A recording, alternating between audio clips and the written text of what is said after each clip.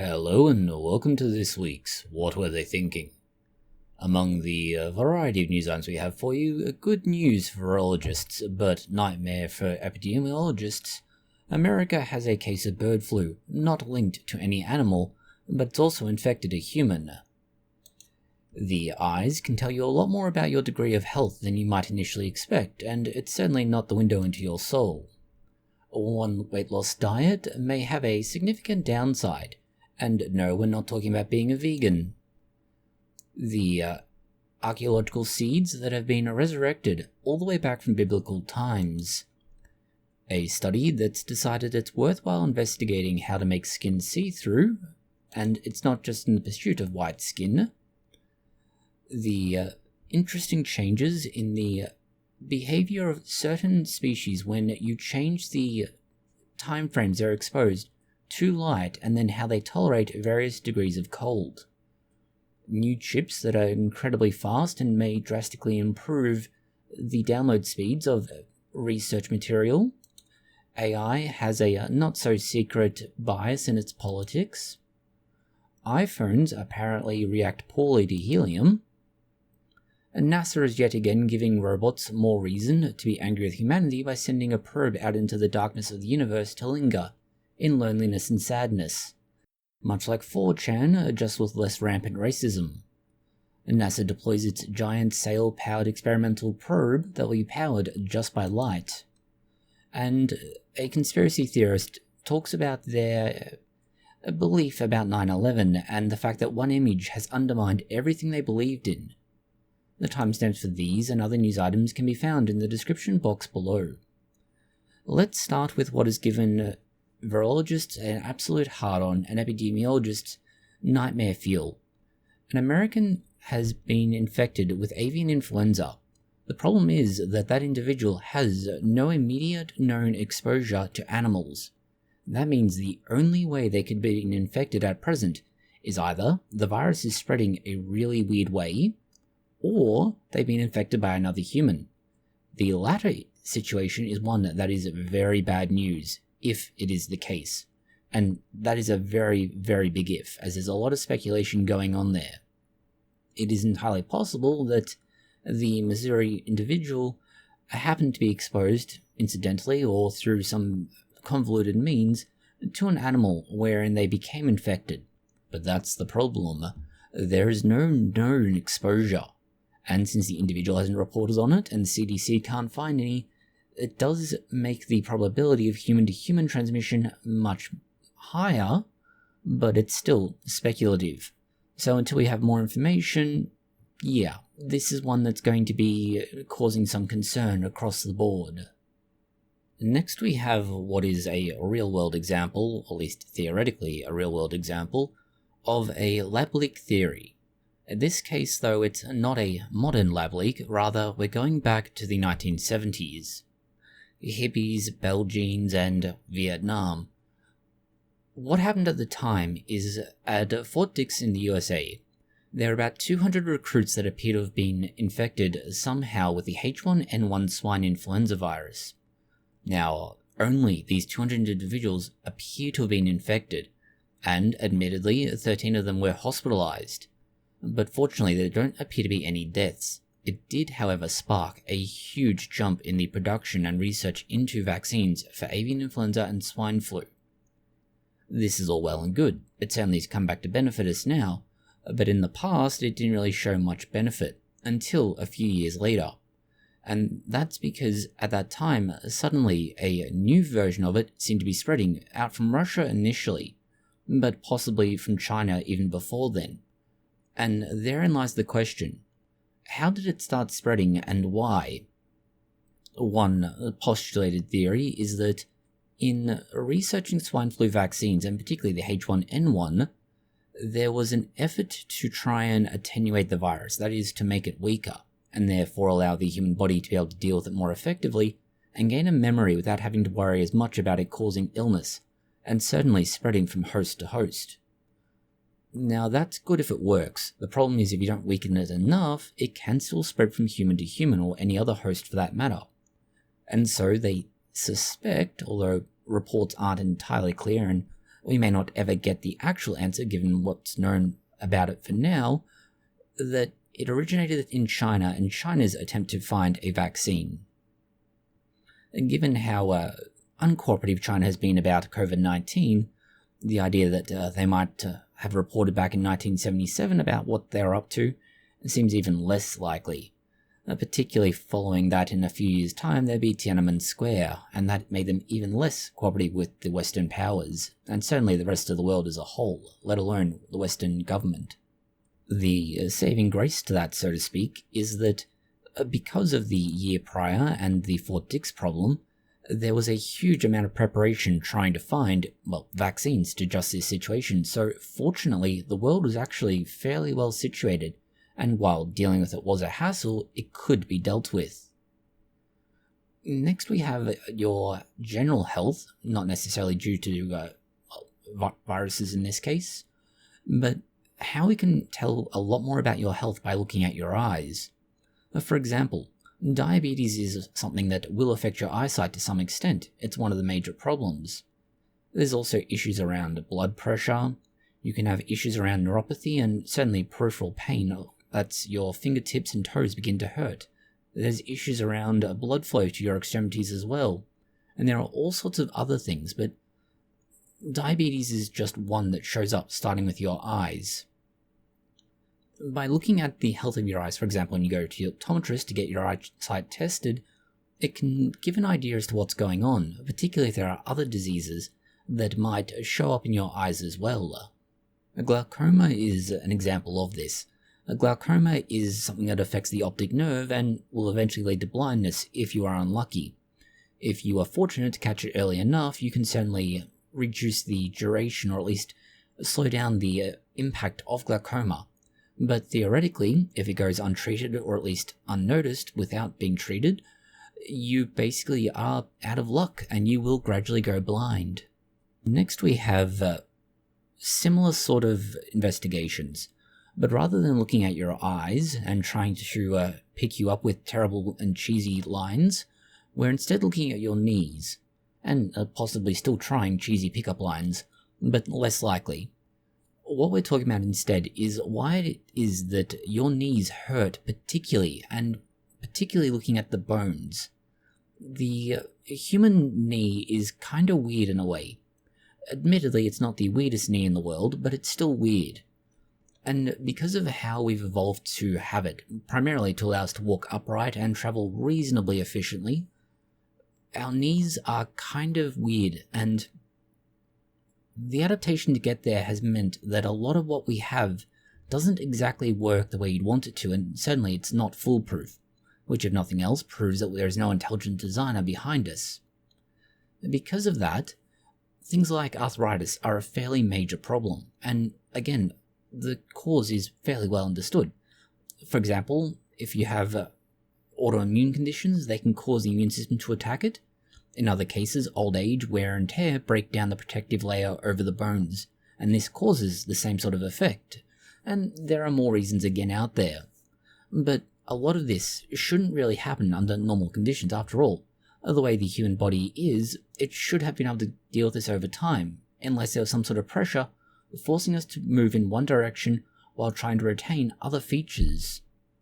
In this instance, we have the maintenance of the bones, particularly the fibula bones, but also the fact that humans are trying to walk upright.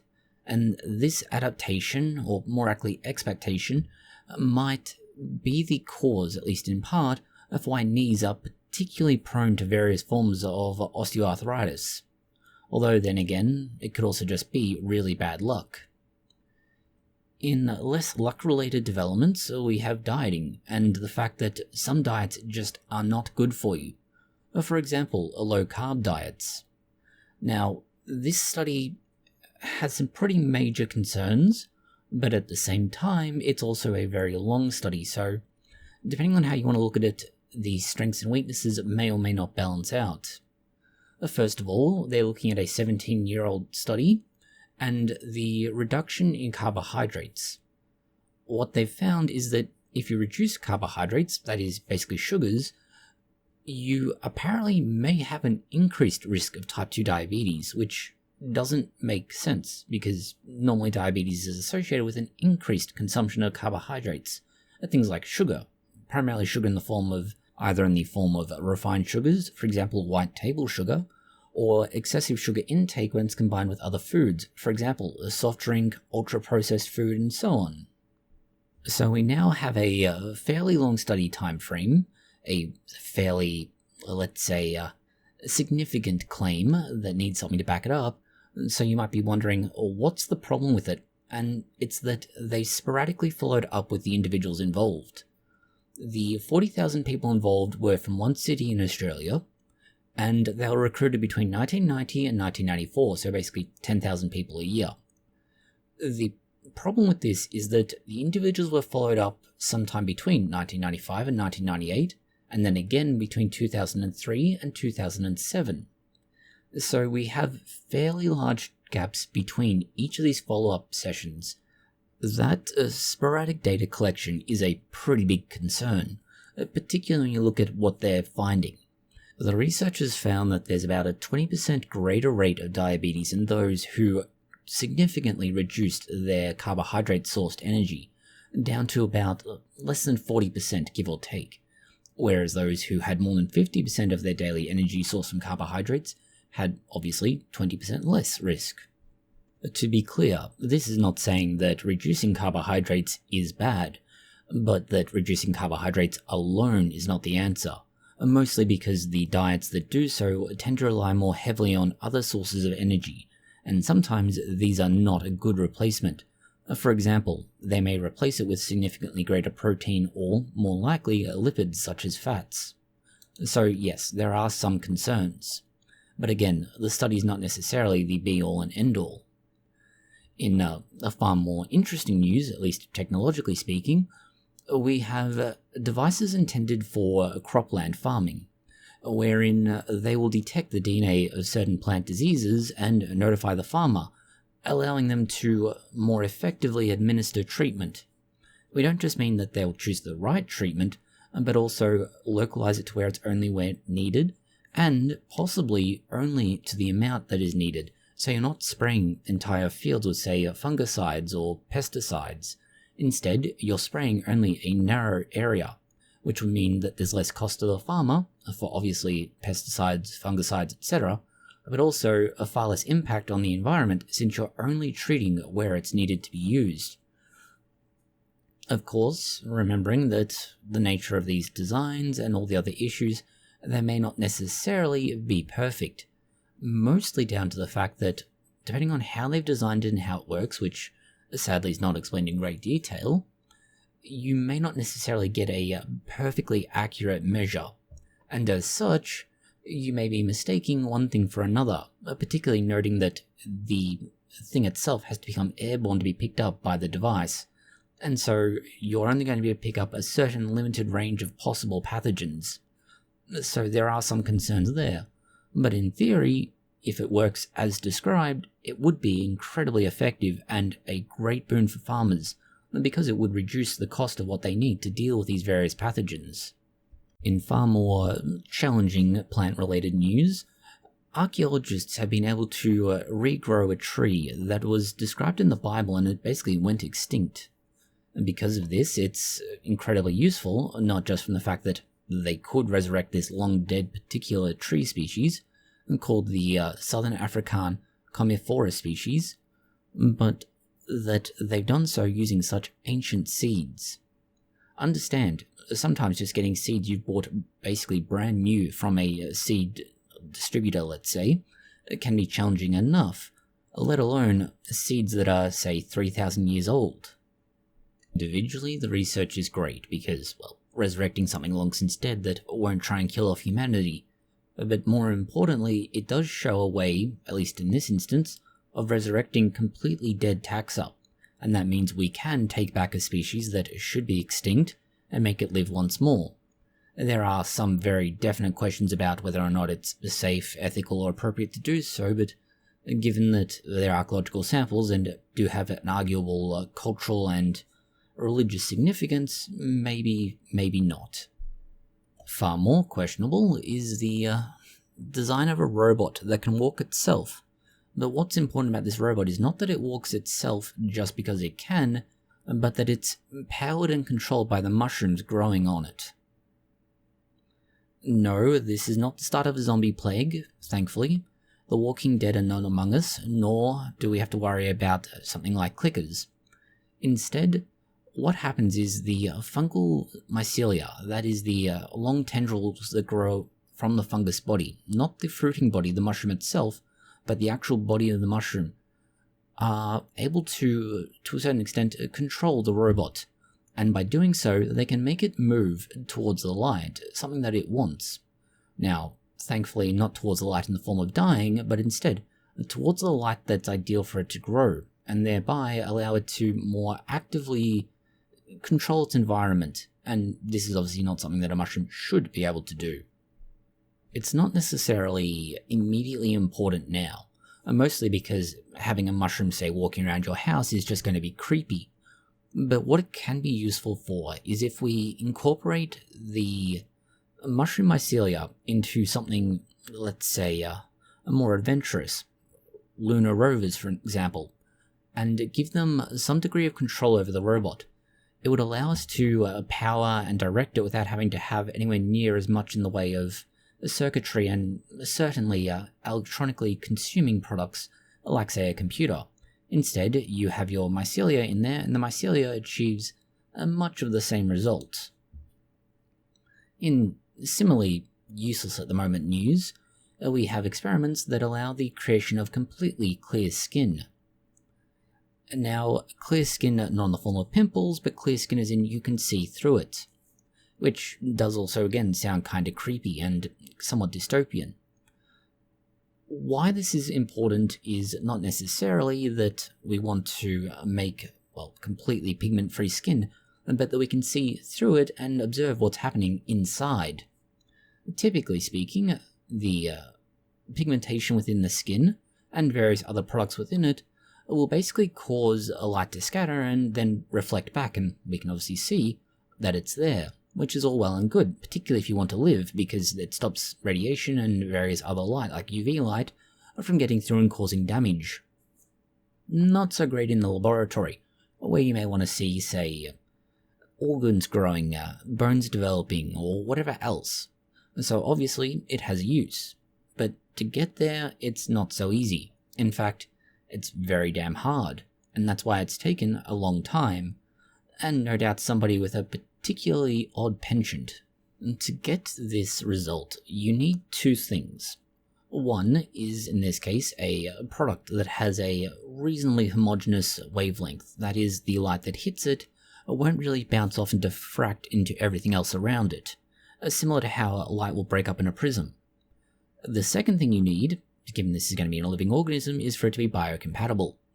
One thing has met both of these. It's a food-safe dye called tartrazine, and what it does is absorb a proportion of the light in the right color spectrum, and therefore allows for the fluids around it, particularly the fluids around the cells, to more or less reduce the amount of scattered light.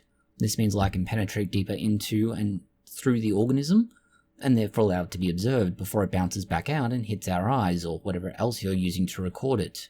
Arguably, the best part to this is that rather than having to be a more invasive process, for example, having to genetically modify the organism, having to engage in very invasive treatment, this is actually just rubbed into the skin of the mouse and, through the process of diffusion, enters into the organism, the mouse in this instance, a body, and allows them to see quite a lot of detail. In fact, it allows them to see things like the contracting of the mouse's GI tract, which is fairly deep inside the mouse, at least by the standards of being able to see that much detail. Sadly, no, you won't be able to start applying this to yourself or anyone else if you're able to find a willing participant and look inside them, as our skin is much thicker than a mouse, and as such, it's unknown if this would work, and arguably only the researchers involved will be allowed to get away with it, given that technically they could experiment on themselves, and possibly win a Nobel Prize, as we've described in other videos. Next we have other animal-related news, but less pleasant news, or at least less desirable news.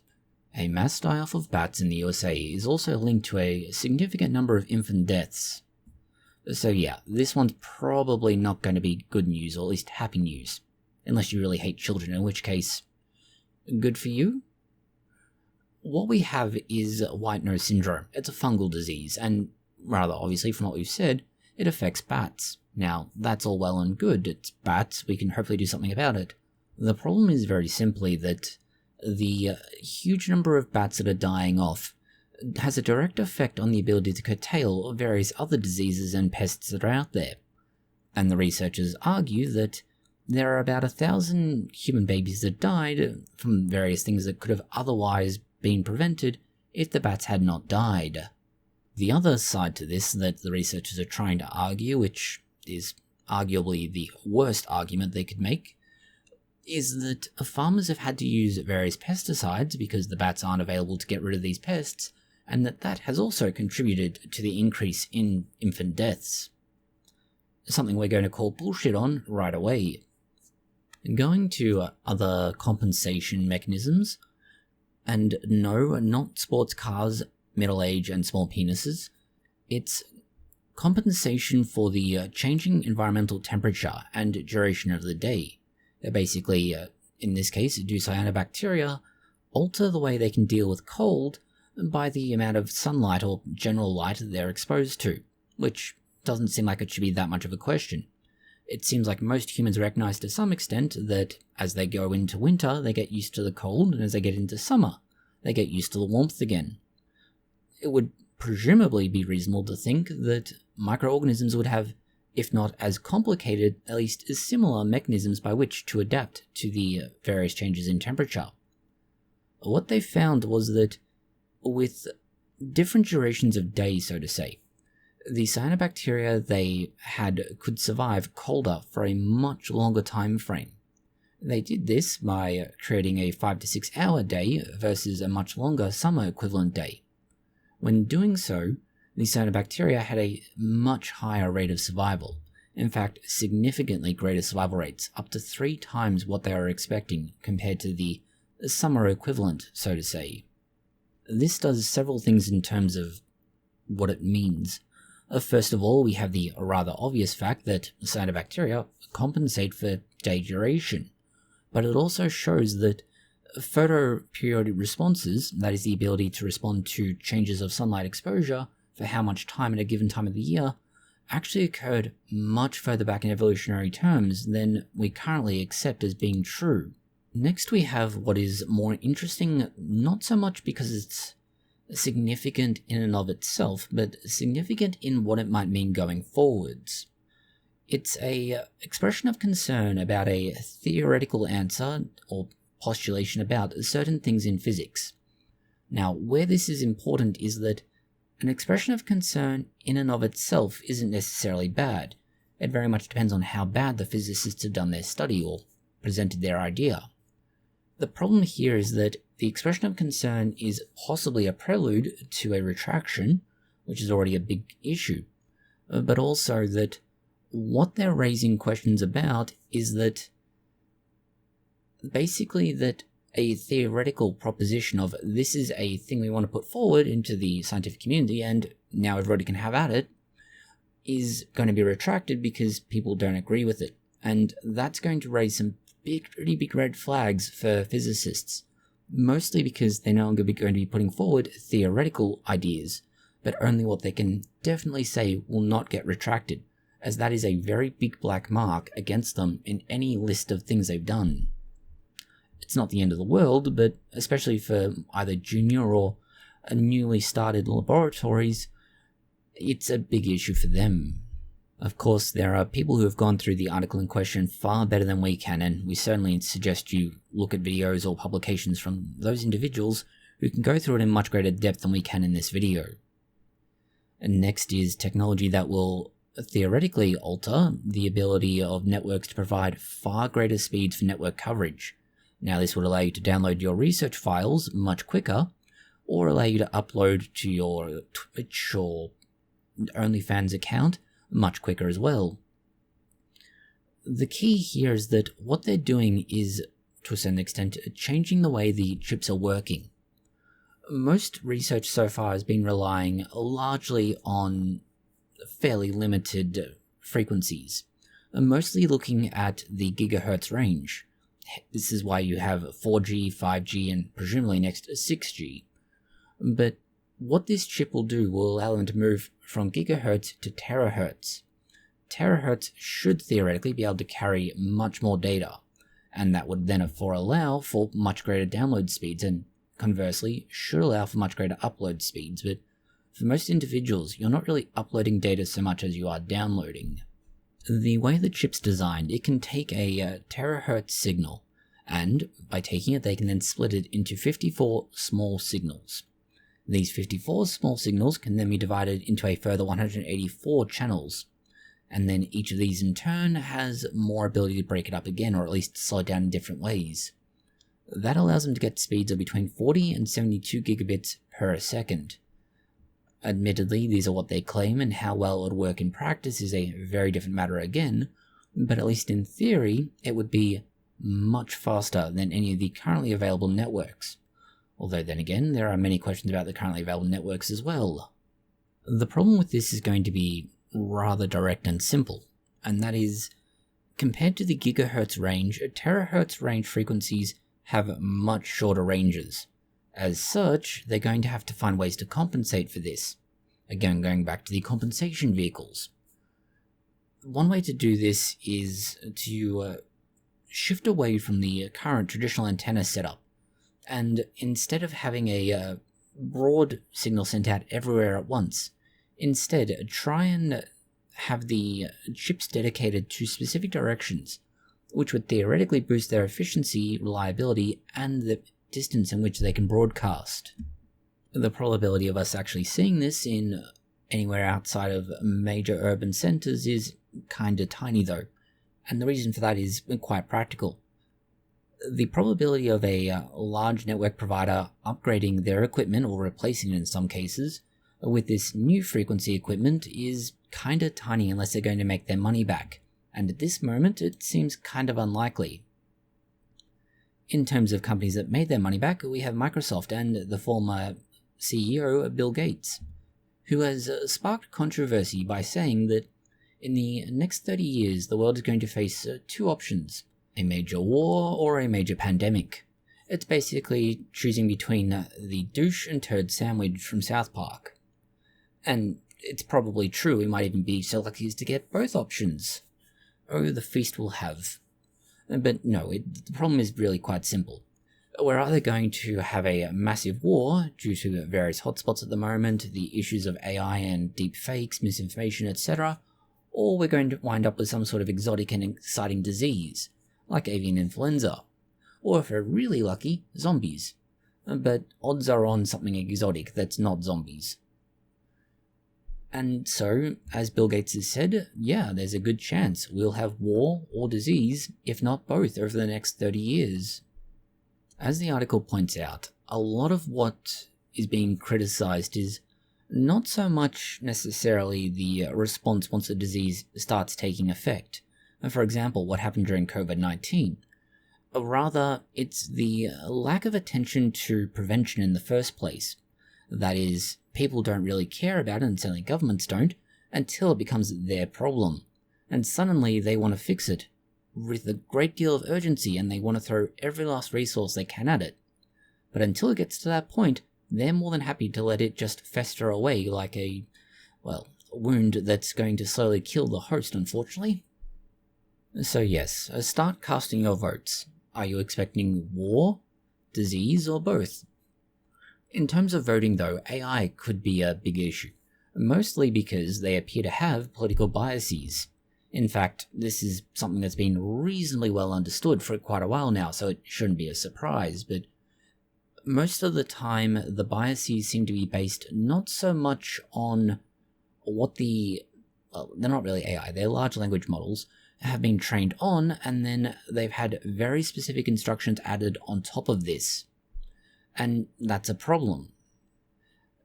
New Zealand researchers, which is a weird thing to say, were looking at this, and they found that there are some pretty major questions about who we're asking to give us information when we go to places like ChatGPT, OpenAI, and even Gemini. The Otago Polytechnic researchers from New Zealand more or less found that it's always incredibly left-leaning, if not outright left-leaning, and very much libertarian.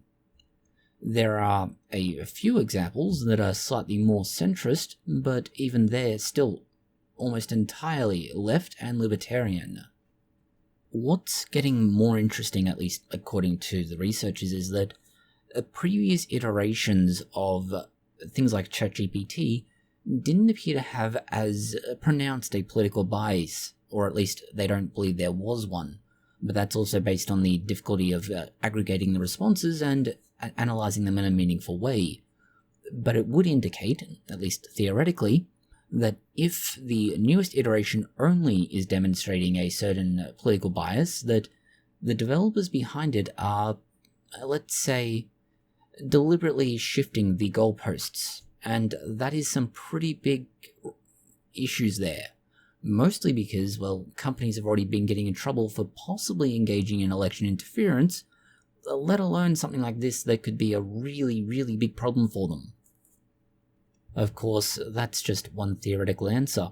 The other theoretical answer, and this one seems just as plausible in some ways, is that the datasets they're relying on are more heavily, let's say, weighted towards the left side of the political spectrum, meaning that more left data is being analyzed, and therefore the program or large language model is learning to, well, basically reflect that greater weight of left-leaning material, meaning that it will produce more left-leaning responses when asked for something. There are a lot of big questions about this, and in truth, people relying heavily on things like ChatGPT and other large language models to actually guide themselves probably need to take some time and reflect on whether or not they want to be an adult. In other politics-related news, we have the weird reality of empathy between the different sides of the political scale. Now, it's worth noting that this is a relatively small cohort for what we want to delve into, at about 4,700 individuals, and the way they looked at it was kind of a bit iffy. So what they looked at was 4 studies in the US and UK. They were given hypothetical scenarios, and then they analysed the amount of empathy that was expressed in these scenarios. They found in general terms that liberals tended to have much lower levels of outgroup empathy than conservatives, who oddly seem to show more empathy to outgroup. So basically, if you're a liberal, you're more likely to just not care about what anyone else has to say in terms of other political parties or spectrum, whereas the conservatives, or right-wing so to say, were more likely to express more empathy and understanding to what liberals had to say, even if they don't necessarily agree, which is weird. Now, some of the explanations given for this are to be expected, and it's, well, to start with, simply put, a harsh moral judgment of any outgroup individual. That is, if you were a liberal and you became slightly more conservative, for example, you got older, where people tend to become more conservative, you basically became a traitor, and therefore were shunned. Yes, it's silly, but it's one possible explanation as they put forward. Another is that liberals view conservatives as being generally more harmful, and conservatives saw liberals as being not harmful, which is interesting. There's also issues around perceptions of political power and how the government should be involved in various things. So it does raise a lot of interesting questions about differences in not only political alignment, but perception and empathy within those groups as to other groups. Now, there is the other factor that, generally speaking, most of the time you'll find that groups tend to have a much higher level of in-group empathy than out-group empathy. But you also find that there's a much greater degree of in-group variation than out-group variation. So there's a theoretical explanation there as well, in that the in-group variation within liberals could be significantly more fractured and diverse than what is on the right wing or the conservative wing. Although then again it could be because the right is so much wider now in what it encompasses that the differences have also been basically lost. There are a few different explanations, and not necessarily all of them are so important, but they do prove to be interesting in understanding what might or might not be happening. Next is something that will trigger some of the left wing, and that is iPhones. The precious Apple device that people are so very fond of apparently can't handle helium. Yes, this is a weird phenomenon and had some really weird scenarios involved in discovering it, but it does seem that if an iPhone is exposed to helium, it will fundamentally break.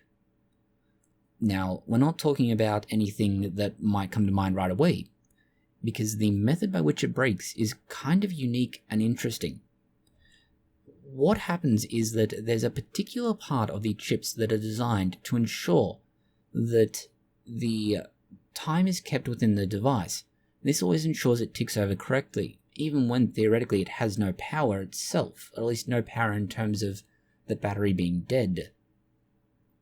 However, it seems that if the chips are exposed to helium, in this case, when a very large MRI was being moved into a hospital and a leak was sprung within it, it's enough for that timekeeping chip to be bricked. And when that happens, the entire chip and everything attached to it is dead. Or what gave away the entire process in the end was, first of all, only Apple devices were affected. There are about 40 different kinds of devices affected, and yet none of the competitors, primarily Android products, seem to be affected in the same way, if at all. And as such, they figured that it wasn't an EMP because electronic devices were working. It clearly wasn't something particular about portable devices like phones or tablets. It was only Apple. That's because, partly, that Apple's devices had a particularly new kind of device in them that was responsible for timekeeping. The second issue is rather more unique, that being the sheer amount of helium that was theoretically released.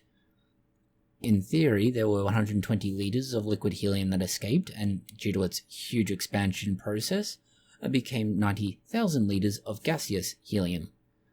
However, because the room that it was on is not on a dedicated and isolated loop, theoretically any air that could have escaped from the MRI would have spread, and in this case, it obviously found its way to newer generations of iPhones that have this new tiny clock within it that is responsible for ensuring everything works as intended. Going from what is brand new news to what is old news but worth a fortune. It is a roughly 3.5 kilogram or nearly 8 pound stone found in a stream bed in Romania. The elderly woman who owns it took it home and basically used it as a doorstop, which is all well and good. After all, shiny, neat rocks are always cool. The thing is that this shiny rock is worth over $1 million US. Yeah.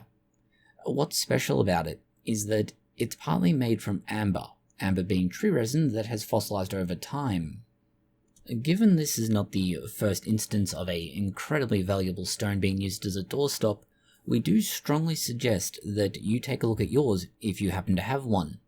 Mostly because the other was worth only $100,000, only, but in the other terms, this one was worth $1 million or just above, so you might be sitting on something very valuable that's just sitting there. In very sad news, humanity has done something that will piss off the aliens. We've sent another probe into space, this time to just measure darkness. A lonely probe sent into space to simply sit there and watch the darkness. Yeah, robots have reasons to be pissed with us if they ever have an uprising. The New Horizons probe is, well, intended for just that, to see how dark the universe is, which may not seem like all that important, but it can be given how much pollution humanity makes. It'll give us a good idea about just how much we're not seeing to start with, and particularly when you look at just how much of the sunlight is glancing off of not only Earth but elsewhere throughout the solar system. If you want a comparison, imagine being in a car wash where your car is covered in foam and you can basically see very little between the bubbles. That's kind of like the visibility we have within the solar system. We just don't have the ability to perceive very well, given visual cues. And so, by looking at just how much we should be seeing, and theoretically developing compensatory mechanisms that don't involve sports cars and trophy wives, we can get around to seeing the world, at least the universe, better than we currently can. And that's why we've sent this sad, lonely probe off to be sad and lonely in the darkness of space. In other sort of exploratory news, we have the Advanced Composite Solar Sail System, which, as fancy as that sounds, is basically just a giant space blanket. It's obviously more complex, but that is the gist of what it is. What it's intended to do is, well, exactly as the name suggests, perform the role of a sail on a craft in space by using the small amount of light that is there to propel it throughout the solar system, and hope that it doesn't hit anything solid. For example, asteroids, which even a tiny asteroid could theoretically cause a lot of damage, which would also explain why they made it out of a composite rather than just out of a giant space blanket. The basic idea is very much just like a regular sailing ship you might see on the ocean or in port. You take the photons of light that are being emitted by the sun, and you create a giant sail that will catch them. As these photons hit it, they transfer just a small amount of momentum, but due to the sheer size of the sail and the relative lack of friction in space, that small amount of momentum that gets imparted to it builds up over time and allows for it to gradually speed up over time and, well, require almost no power of its own to speak of. If you're so interested in it, there is currently information on the NASA app that will tell you where and how to identify it in space and hopefully be able to see it for yourself. In the next piece of news we have for you, there is apparently danger to the Polaris Dawn mission as planned by SpaceX, which is arguably less dangerous than if you were going to go with Boeing, where there's a good chance you would be stranded but not stranded in space. The plan here is fairly straightforward. The Polaris Dawn is going to launch in September 2024, and what they're going to do is take civilian astronauts up into space. It's literally space tourism. In short, the article goes through what is honestly fairly predictable and not really news to anybody criticisms, and that is, civilians going into space are going into an environment that is dangerous. And in other news, water is wet. No shit, space is dangerous. Space is somewhere where, if you're lucky, you will fall out of your craft and come back to Earth, possibly looking more like a lump of coal, but returning to Earth. If you are very unlucky, you will be stuck in space and suffocate to death. And of course, that's only in the case of you actually being outside the craft when something goes wrong. If something inside the craft goes wrong, well, they'll be lucky if they can find little bits of you spattered somewhere nearby. If they don't also find you charred like a bit of charcoal, but again, in space. And of course, this wouldn't be the first time it's happened. There is a fairly high fatality rate, which is kind of terrifying when you think about it. Roughly 3 to 5%, depending on how you define these things, involve astronauts dying. So that means there's roughly a 1 in 20 to 1 in 33 chance of dying. So yes, civilians in space, yes, there is cause for concern. And of course you have all the R&D issues that go into this, and as already mentioned, the stranded but not stranded astronauts who got stranded because their craft failed while they were in space. The key thing here is that, yes, there are risks involved, but it's also important to note that all of the current space launches are being run through private enterprise. They need to make money. Now, NASA's contracts are worth a lot of money, but if they want to keep growing, expanding, and so on, they need other sources of revenue. Trusting on government contracts is kind of like trusting the Germans not to invade Poland. It never really works out the way you think it will. Because of this, space tourism is probably the solution at the moment. It may not be the only solution, and it may not be a long-term solution, but at the moment it's the only other option than government contracts.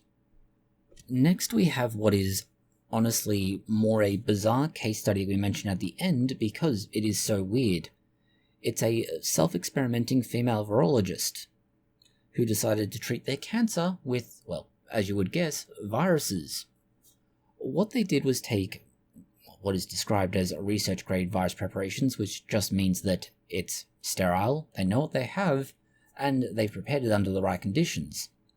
And then, in doing so, they've used a vesicular stomatitis virus Indiana strain and made it in their laboratory, to no one's surprise, and injected it into the viral mass. Through imaging of this and regular clinical observations, they found that the virus did indeed shrink the size of the tumour. In fact, it's described as favourable. The tumour itself was so effectively treated, and understand this is a case study, so not applicable to anyone else at this stage, had stopped growing to such an extent that it no longer showed invasion of the local skin or surrounding tissues. This allowed for it to be surgically removed, which is good, to be clear, very good. The reason for that is that the tumour, as it's been taken out, showed some pretty worrying signs. The first is that it's a CD20 positive, which means that it won't be affected by B cells as much, and it's CD8 positive. That means T cells and macrophages weren't affected as much either. It makes it really hard to target with immunological therapies. But remembering, viruses get recognized by the immune system, and various natural cells within the body, primarily T cells, have been made with the sole purpose of finding cells that are expressing these various virus markers and destroying them, even if they are positive for these other things that should protect them. This is not the first instance of viruses being used to treat cancer. In fact, there are various diseases that have been looked at in various ways. The challenge has been, and will likely continue to be, that the actual treatments often involve some pretty risky procedures, which is one reason why a self-administered and self-experimenting individual can get away with it. There are all sorts of ethics and moral issues, particularly that their facility or institute would want to talk to them about, but theoretically they can do this. They just can't do it to anyone else because of the ethics issues. Conspiracy nutters might tell you otherwise, and conspiracy nutters are just that. They are basically jars of crunchy peanut butter.